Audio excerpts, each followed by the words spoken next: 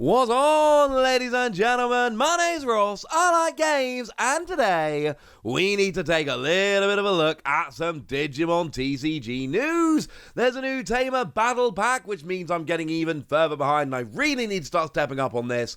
And we've got lovely news of, well, that secret rare box topper, which I'm going to be honest with you, I really want that secret rare box topper. It looks awesome.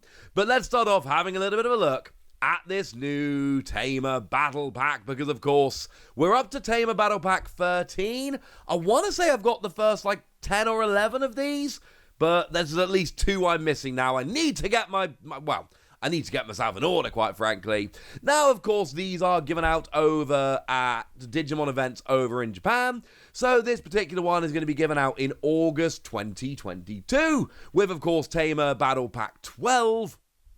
Well, that is the one which is for July. So these are basically coming out on a monthly basis at this stage. They're going to keep going. And as you would probably expect, there are 4 alternate art cards that are available here.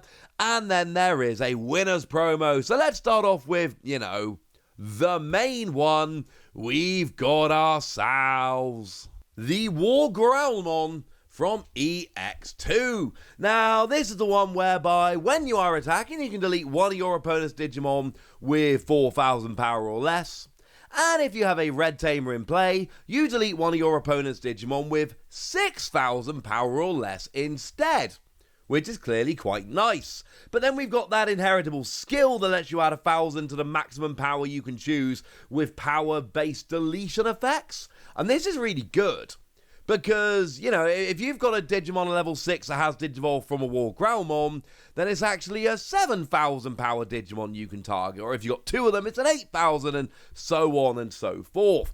Basically, you're just deleting your opponent's Digimon, and this seems pretty gosh darn nice to me. And I will say, I kind of like the alternate art here. This one seems pretty gosh darn nice. It's got Azalongmon there, just kind of sneaking up over its shoulder hey, how's it going, man? I'm also liking that I'm finally getting to the stage where I can recognize these Digimon and be hey, that's who's making a cameo. Unless they've not been in the TCG, in which case I'm definitely out. My point is, it's a cool card and the artwork here is way better than it was back in EX2. Here's my problem. And it is, in fact, the exact same problem I've had all the way along. Same problem I've had since the beginning of these Tamer Battle Packs. The winner's cards suck. What is the point? And yes, I know they're lovely and shiny and all of that, but they take this lovely artwork with this lovely background, they remove the background, and put what looks like little conveyor belts, the kind of things you would go on in video games that only went in one direction in some kind of little 2D puzzle, and they take out the lovely background for that. I don't like it. I don't like these winners promos. Boo! Maybe I'm old man shouting at the start. I don't really care at this stage. I don't like them. They're not good. But the good news is there are 3 other promos which can be gone and gotten here as well, and that is rather lovely.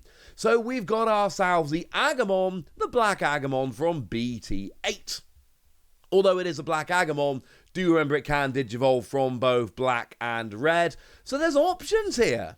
If you want to be playing around a little bit with evolving from and into other colours, this is a kind of one that can do this quite nicely.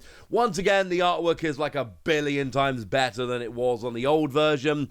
I adore this. It's beautiful. Seriously, it's one of the coolest bits of art I think we've seen in a while.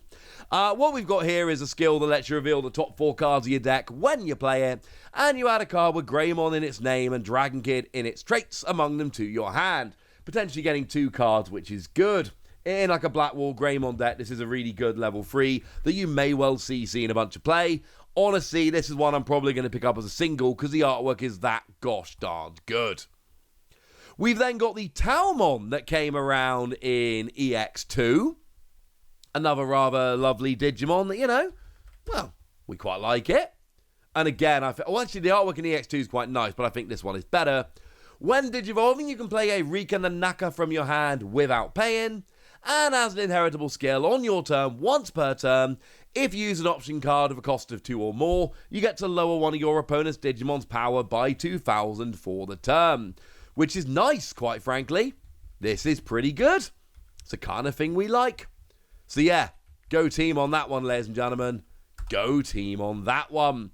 And then, of course, there is a green Digimon coming in here as well. We've got ourselves the Rapidmon again from EX2. So most of these are promos from EX2, but we do have that Agamon that wasn't. And what we've got with Rapidmon here is it's not a dual color. We've had that in the past. When Digivolving, if you've got a green Tamer in play, you can suspend one of your opponent's Digimon. Oh, as a side note, I have no strong feelings on the artwork of either of these prints. They're both fine. And as an inheritable skill, on your turn, once per turn, when an opponent's Digimon becomes suspended, this Digimon gains security attack +1 for the turn. That's good. I mean, on your turn, if you're playing green, you really should be suspending your opponent's Digimon here and there. That's kind of the point. So yeah, this is pretty gosh darn nice. As always, it's the kind of thing you rock up, you get the pack. The packs are 1-card packs, incidentally. And then if you go ahead and do a win, then you get yourself the winners promo. And these winners promos started off being like super crazy, hyper expensive. They have calmed right down. So it's all good, ladies and gentlemen. You can pick these up for not that expensive if you go looking around Japanese card shops. As I've said, I really don't like the backgrounds on the winners cards. Maybe it's the kind of thing I should be keeping a collection of for the future, but I'm not, because I just don't like the background.